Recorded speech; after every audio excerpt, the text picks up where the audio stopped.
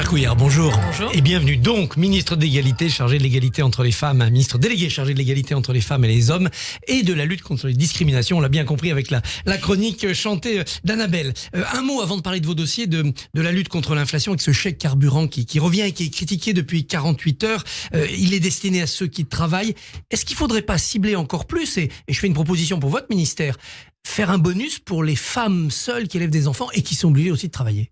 Alors, on réfléchit à quelque chose pour les familles monoparentales, mais plus largement. Et ça, c'est quelque chose qui viendra dans un temps prochain, enfin dans quelques temps. Plus large que le carburant, sur toute leur situation voilà, économique. exactement. Ça, c'est quelque chose qui est réfléchi et travaillé avec les parlementaires de la majorité.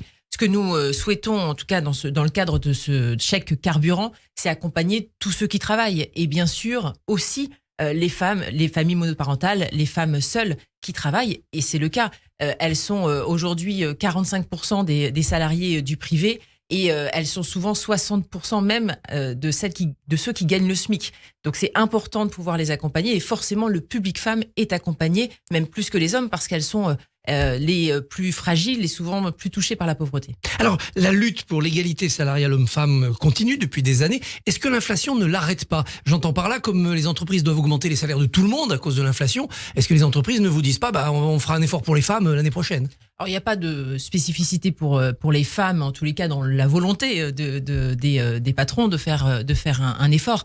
La seule chose, c'est qu'on a commencé à agir dès 2018 avec un certain nombre de lois, en effet, pour essayer de rééquilibrer et faire en sorte, notamment avec un index professionnel, de faire en sorte que les entreprises s'engagent dans l'égalité entre les femmes et les hommes. C'est quelque chose qui porte ses fruits parce que c'est mis en place depuis 3 ans et qu'on a un certain nombre d'entreprises qui ont évidemment déclaré leur situation et fait un certain nombre d'actions correctrices. Donc ça avance. Maintenant, ce qu'il faut, c'est qu'on arrive à faire en sorte que les femmes, particulièrement celles qui sont touchées par le temps partiel subi, puissent justement être dans une meilleure situation. Ça veut dire quoi? Ça veut dire travailler dans le cadre de la conférence sociale qui va être mise en place par le président, enfin qui a été annoncée par le président de la République. Moi, j'ai échangé avec le ministre du Travail sur ce sujet.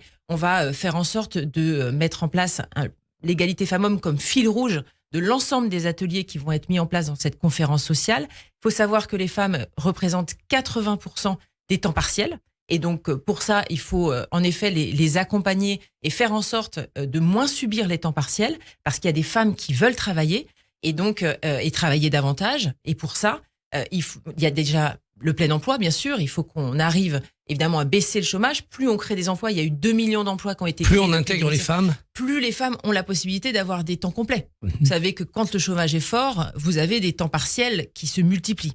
Et il y a aussi le sujet d'augmenter évidemment les salaires, et les femmes travaillent davantage dans les branches qui ne payent pas sur le salaire minimum. bien sûr. Et donc ça, il faut qu'on arrive à travailler dans le cadre de cette conférence sociale pour faire une augmentation des salaires. Je tiens quand même à préciser qu'on a avancé sur un certain nombre de secteurs, notamment avec le Ségur de la santé et le Grenelle de l'éducation. Vous savez, les femmes représentent 65% des métiers d'éducation, également près de 90% des métiers d'aide sociale, également infirmiers. Donc forcément, en augmentant les salaires de manière significative, on a augmenté les salaires particulièrement des femmes. Avoir 2 femmes à la tête des principaux syndicats, CGT, CFDT, ça vous aide?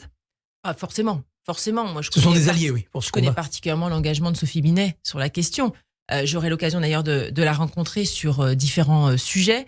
Et voilà, donc c'est évidemment des alliés dans cette lutte, et sur le fait qu'on doit avancer ensemble sur l'égalité entre les femmes et les hommes. C'est pas toujours ce qui a été défendu de longue date par les syndicats, je tiens quand même à le dire. Il n'y a pas eu un grand élan des syndicats sur cette question jusqu'alors, et donc moi j'ai beaucoup d'espoir, je porte beaucoup d'espoir sur leur présence. Alors, vous aviez été en première ligne en 2019 lors de la loi contre les violences faites aux femmes, il y avait eu le Grenelle aussi. Est-ce qu'il faut compléter les textes? Est-ce qu'il vous manque des outils? Toujours, en fait, c'est quelque chose qui vit. On est à 4 ans du lancement du Grenelle, et il ne s'agit pas de faire un bilan définitif. En effet, on a besoin de mettre des outils en complément. Ce sera le cas notamment avec le lancement de ce qu'on appelle le PAC Nouveau Départ, c'est-à-dire qu'il y aura un agent de la CAF qui va coordonner l'ensemble des besoins des femmes victimes de violences conjugales pour qu'elles puissent plus facilement quitter leur domicile. Il faut savoir, en fait, aujourd'hui, les femmes, elles font en moyenne 7 allers-retours avant de quitter définitivement le domicile. On est certain qu'il faut réduire évidemment ces délais de départ. Pourquoi ? Parce que les féminicides, le passage à l'acte des auteurs arrive souvent au moment de la séparation. Et donc, il faut faciliter ces séparations. C'est pour ça qu'on met en place ce pacte Nouveau Départ avec l'aide universelle d'urgence qui va être déployée aussi à partir du 1er janvier 2024. Ça veut dire de pouvoir accompagner financièrement aussi ces femmes qui souhaitent partir, parce que souvent, c'est bien des difficultés financières qui les empêchent en fait de prendre leur élan. Alors vous avez publié avant-hier dans le journal du dimanche une tribune sur les violences faites aux femmes dans l'industrie du porno, en amont d'un rapport du Haut Conseil à l'égalité qui doit vous être remis demain. Est-ce que vous avez une idée précise du fléau ou est-ce que c'est flou ? On a on voit particulièrement. Mais est-ce qu'il y a des plaintes ? Est-ce que ces femmes prennent la parole ? Il n'y a pas de plainte en particulier. Ce sont des femmes souvent sont des femmes vulnérables, et donc c'est plutôt, on regarde en fait le secteur de la pornographie dans son ensemble. Jusqu'alors, en fait, on n'a pas vraiment agi sur les conditions des femmes et les conditions de tournage sur les plateaux. Ce que nous souhaitons, c'est le respect du droit du travail. Et plus largement, ces images qui sont très violentes ont de plus en plus d'impact. Parce qu'en fait, vous en avez de plus en plus sur les vidéos disponibles sur le net. Et donc, vous avez des personnes qui regardent et qui ont une forme d'accoutumance, qui veulent toujours plus de violence dans le cadre des scènes pornographiques. Et donc, ça a une incidence dans les couples, dans la relation homme-femme.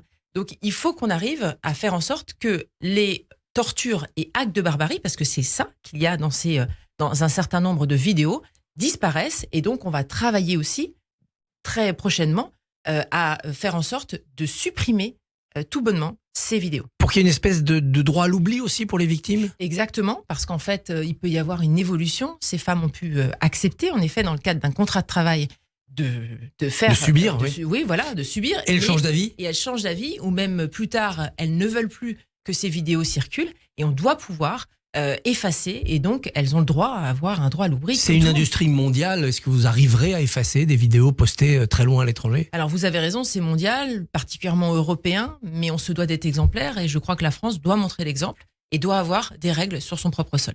Alors, le Rassemblement national a une niche parlementaire, comme on dit, où il peut proposer des textes. Il envisage de proposer une loi inscrivant l'endométriose comme affection de longue durée, ce que réclament beaucoup d'associations de femmes. Alors, est-ce qu'il faut rejeter cette loi parce qu'elle vient du RN, ou est-ce qu'il faut l'accepter parce qu'elle va dans le bon sens ?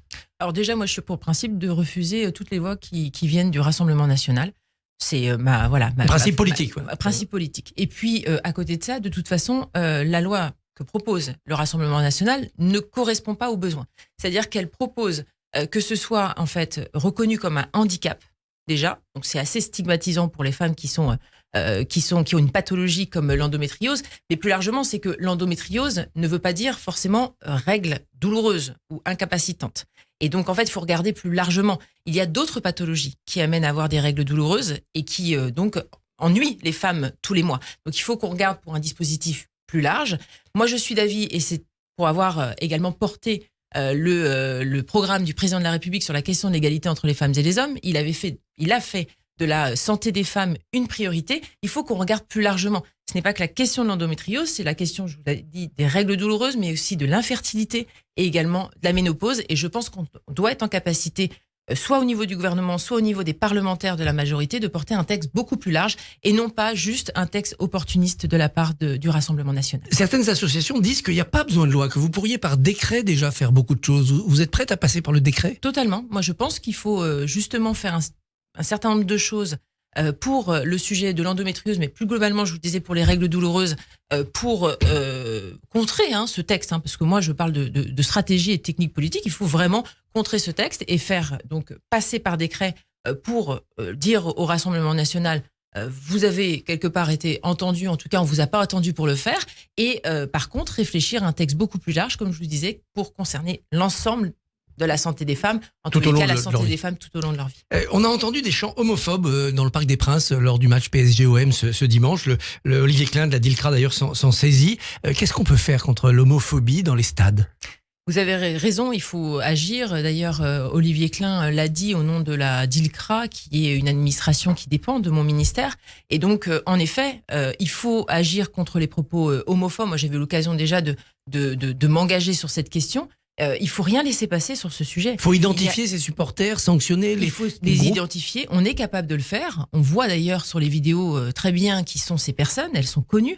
Donc on doit évidemment les sanctionner et on doit lutter, continuer sans relâche. Avec la ministre des Sports, on continue de lutter contre les propos homophobes dans les stades. Certains joueurs se sont prêtés au jeu d'ailleurs à la fin du match, de bon cœur. Je pense qu'il y a des vieilles habitudes aussi. Et c'est pas toujours avec un relent homophobe. J'espère, en tout cas pour un certain nombre de personnes qui les prononcent. Donc je crois qu'il faut faire la part des choses, mais il n'empêche qu'on ne doit pas accepter ce genre de propos qui, en fait, sont des propos haineux. Donc, Muriel Robin, dans un autre secteur, le cinéma a attiré il y a quelques jours l'attention sur les discriminations, sur le fait que quand on est homosexuel, homme ou femme, c'est compliqué pour la carrière. Vous avez été surprise par ces propos? On croit les artistes ouverts. Alors moi, j'ai été surtout surprise des propos qu'elle a subis derrière, parce que je trouve que ça a été assez mal accueilli, alors que rien ne contredit ce que dit Muriel Robin. Moi, ce que je remarque, c'est qu'il y a beaucoup de personnes LGBT qui, du coup, ne peuvent pas assumer totalement leur homosexualité au travail parce qu'elles ont des craintes d'avoir des discriminations dans le cadre du travail. Elles ont des craintes de ne pas être embauchées, elles ont des craintes de ne pas être respectées et elles ont des craintes aussi de ne pas avoir les promotions auxquelles elles pourraient prétendre. Et moi, je crois qu'il faut évidemment agir là-dessus. C'est pour ça aussi, d'ailleurs, le président avait pris des engagements dans la campagne de lutter contre toutes les formes de discrimination à l'embauche. Et donc, c'est un texte qu'on va travailler dans les mois à venir pour justement permettre aux personnes qui sont discriminées. Aujourd'hui, elles sont une forme de résignation et ce qu'on veut, c'est qu'elles puissent se porter, avoir un dossier complet pour pouvoir aller en justice et obtenir réparation. Bien, Bérangère Couillard, merci et bonne journée. Merci à vous. Merci Christophe Barbier. Demain, dans le Barbier du matin, vous recevez Louis Marguerite, député Renaissance Saône-et-Loire. À demain, Christophe. Radio J, retrouvez